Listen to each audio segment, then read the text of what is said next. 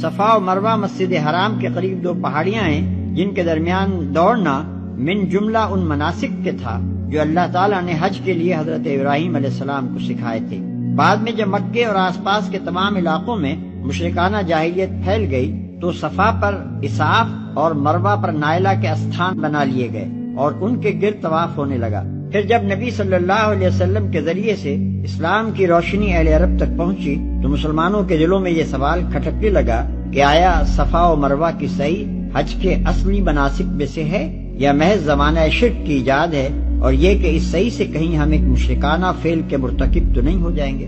نیز حضرت عائشہ رضی اللہ عنہا کی روایت سے معلوم ہوتا ہے کہ اہل مدینہ کے دلوں میں پہلے ہی سے سعی بین الصفا والمروہ کے بارے میں کراہت موجود تھی، کیونکہ وہ منات کے معتقد تھے اور اصاف و نائلہ کو نہیں مانتے تھے۔ انہی وجوہ سے ضروری ہوا کہ مسجد حرام کو قبلہ مقرر کرنے کے موقع پر ان غلط فہمیوں کو دور کر دیا جائے جو صفا اور مروہ کے بارے میں پائی جاتی تھیں، اور لوگوں کو بتا دیا جائے کہ ان دونوں مقامات کے درمیان سعی کرنا حج کے اصلی مناسک میں سے ہے، اور یہ کہ ان مقامات کا تقدس خدا کی جانب سے ہے، نہ کہ اہل جاہلیت کی من گھڑت۔ اور جو برضا و رغبت کوئی بھلائی کا کام کرے گا،